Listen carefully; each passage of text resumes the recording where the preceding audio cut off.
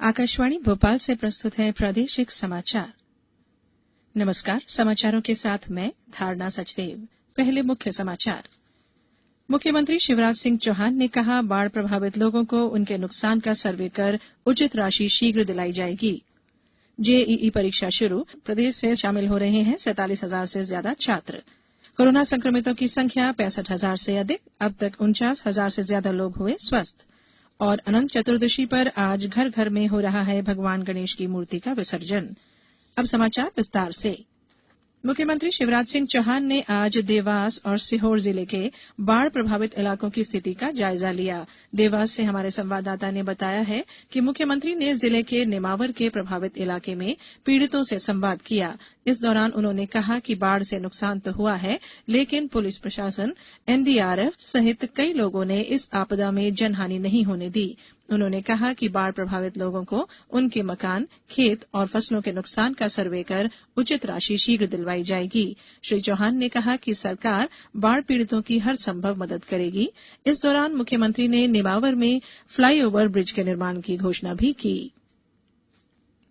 पूर्व राष्ट्रपति और भारत रत्न से अलंकृत प्रणब मुखर्जी का आज नई दिल्ली के लोधी रोड स्थित शमशान घाट में सामाजिक दूरी के नियमों का पालन करते हुए पूरे सैन्य सम्मान के साथ अंतिम संस्कार किया गया। श्री मुखर्जी का पार्थिव शरीर आज सुबह राजाजी मार्ग स्थित उनके सरकारी आवास पर श्रद्धांजलि देने के लिए लाया गया। राष्ट्रपति रामनाथ कोविंद, उपराष्ट्रपति एम वेंकैया नायडू, प्रधानमंत्री नरेंद्र मोदी, रक्षा मंत्री राजनाथ सिंह, लोकसभा अध्यक्ष ओम बिरला, कांग्रेस नेता राहुल गांधी तथा तीनों सेनाओं के प्रमुख और कई अन्य गणमान्य व्यक्तियों ने उन्हें श्रद्धांजलि अर्पित की।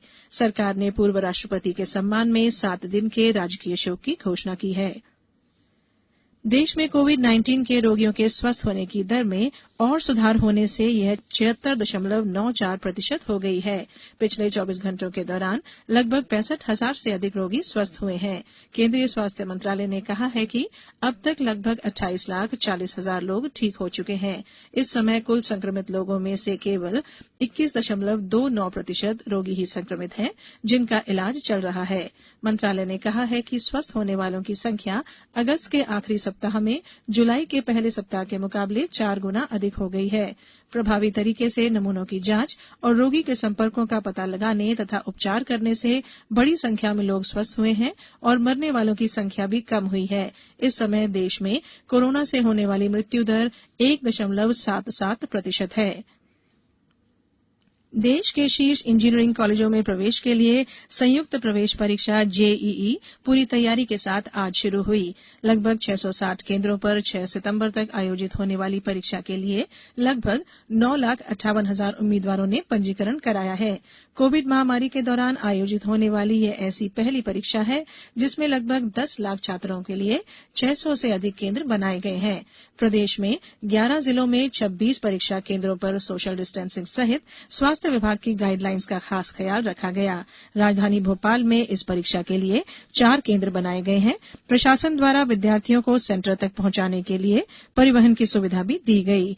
परीक्षा में प्रवेश से लगभग 47,000 से अधिक छात्रों ने अपना पंजीयन कराया है।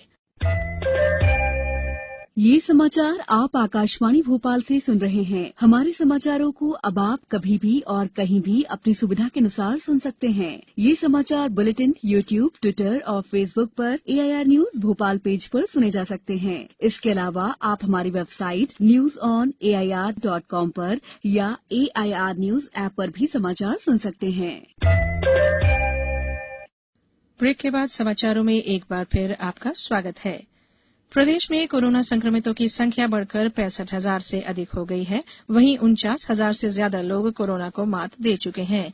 अब राज्य में 13,000 से अधिक सक्रिय मामले हैं। राजधानी भोपाल में आज 199 नए मामले सामने आए हैं, जिससे संक्रमितों की संख्या बढ़कर 11,000 के करीब पहुंच गई है। वहीं इंदौर में आज 258 नए मरीज मिलने से संक्रमितों की संख्या 13,500 के करीब हो गई है। हालांकि इनमें से 9,000 से ज्यादा लोग स्वस्थ हो चुके हैं। उज्जैन में 15, अशोकनगर में 16, बैतूल में 42 और खंडवा में 14 नए मामले सामने आए हैं। महिलाओं और बच्चों के पोषण स्तर की बेहतरी के उद्देश्य से आज से राष्ट्रीय पोषण माह की शुरुआत हुई। पोषण माह 2 उद्देश्यों पर आधारित है। पहला, अति कुपोषित बच्चों को चिन्हित और उनकी मॉनिटरिंग करना तथा दूसरा, किचन गार्डन को बढ़ावा देने के लिए पौधारोपण अभियान है। प्रदेश स्तर पर इस वर्ष पोषण माह के दौरान विभिन्न गतिविधियों का आयोजन किया जाएगा। गौरतलब है कि वर्ष 2018 में प्रधानमंत्री नरेंद्र मोदी ने पोषण अभियान को प्रारंभ किया था। इसका मुख्य उद्देश्य जन आंदोलन और जन भागीदारी से कुपोषण को मिटाना है। राष्ट्रीय खाद्य सुरक्षा अधिनियम के तहत प्रदेश में दिव्यांग लोगों को भी तमाम योजनाओं का लाभ दिया जा रहा है। प्रमुख सचिव फैज अहमद किदवई द्वारा जारी आदेश के मुताबिक इस अधिनियम में प्राप्त सुविधाओं में वंचित रह गए दिव्यांगजन हितग्राहियों को 15 सितंबर तक विशेष अभियान चलाकर योजना का लाभ दिया जाएगा। आधिकारिक जानकारी के अनुसार राज्य के स्पर्श पोर्टल में 6,63,000 से अधिक दिव्यांगजन दर्ज हैं, जिनमें से 5,23,000 से अधिक दिव्यांगजनों को योजना का लाभ मिल रहा है। वहीं सरकार ने कोविड-19 के संक्रमण के चलते आगामी आदेश तक दिव्यांग शिक्षकों को विद्यालय में आने से छूट प्रदान की है।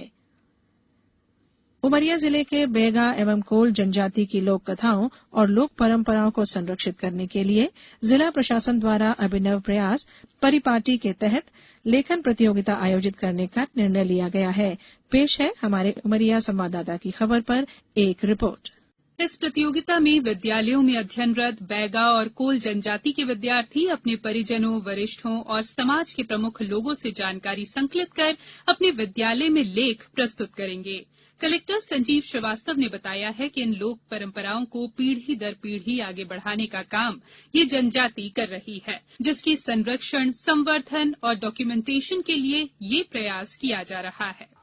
जिला उमरिया में प्रमुख रूप से 3 जनजातियां निवास करती हैं, बैगा, कोल एवं गोंड।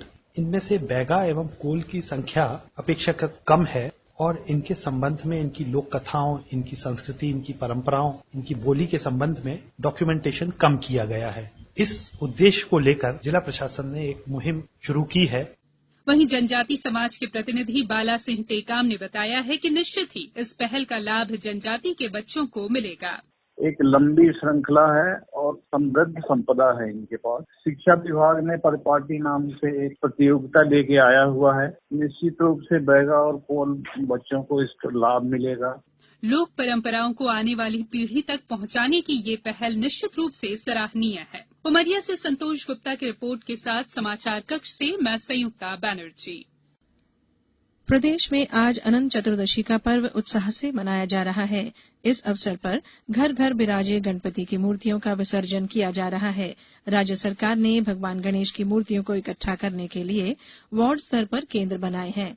उमरिया जिले से हमारे संवाददाता ने बताया है कि गणेश विसर्जन का कार्य नगर पालिका के द्वारा संग्रहित कर तैयार किए गए कुंड में पूरे विधि विधान से किया गया। अशोकनगर, टीकमगढ़ सहित कई अन्य जिलों में भी अनंत चतुर्दशी पर्व उत्साह से मनाए जाने के समाचार मिले हैं। राजधानी भोपाल में भी लोगों द्वारा अपने अपने घरों में ही विसर्जन किया जा रहा है। मुख्यमंत्री शिवराज सिंह चौहान ने लोगों से अपील की है कि वे गमलों में या घर के समीप ही मूर्तियों का विसर्जन करें। गौरतलब है कि कोरोना के चलते मूर्ति विसर्जन के चल समारोहों पर रोक है। प्रदेश में तेज बारिश का दौर थमने के बाद भोपाल, इंदौर, उज्जैन, जबलपुर और होशंगाबाद संभागों में बारिश दर्ज की गई। मौसम विभाग ने अगले 24 घंटों के दौरान भोपाल, इंदौर, उज्जैन, होशंगाबाद और रीवा संभागों के कुछ जिलों में तथा उमरिया, डिंडोरी, मंडला और बालाघाट जिलों में बारिश होने की संभावना जताई है। अब कुछ समाचार संक्षेप में। राजीव कुमार ने आज देश के चुनाव आयुक्त का कार्यभार संभाल लिया है। 1984 बैच के भारतीय प्रशासनिक सेवा के सेवानिवृत्त अधिकारी श्री कुमार तीसरे आयुक्त के रूप में कार्य करेंगे।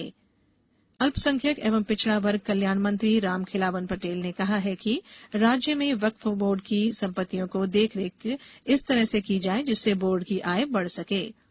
बड़वानी जिले के सेंधवा गांव के पास मोटरसाइकिल की सड़क दुर्घटना में एक महिला सहित 2 लोगों की मौत हो गई। इंदौर लोकायुक्त पुलिस ने श्योपुर पदस्थ खनिज अधिकारी के विरुद्ध छापेमार कार्रवाई की, जिसमें करोड़ों रुपए की संपत्ति जांच में सामने आई है। और शिवपुरी जिले में युवाओं ने मुख्यमंत्री शिवराज सिंह चौहान के नाम ज्ञापन दिया है, जिसमें उन्होंने रोजगार के अवसर बढ़ाने की मांग की है। अंत में बुलेटिन के मुख्य समाचार एक बार फिर। मुख्यमंत्री शिवराज सिंह चौहान ने कहा, बाढ़ प्रभावित लोगों को उनके नुकसान का सर्वे कर उचित राशि शीघ्र दिलाई जाएगी। जेईई परीक्षा शुरू, प्रदेश से शामिल हो रहे हैं 47,000 से ज्यादा छात्र। कोरोना संक्रमितों की संख्या 65,000 से अधिक, अब तक 49,000 से ज्यादा लोग हुए स्वस्थ। और अनंत चतुर्दशी पर आज घर घर में हो रहा है भगवान गणेश की मूर्ति का विसर्जन। इस बुलेटिन में इतना ही। घर में रहिए, सुरक्षित रहिए और सुनते रहिए आकाशवाणी। नमस्कार।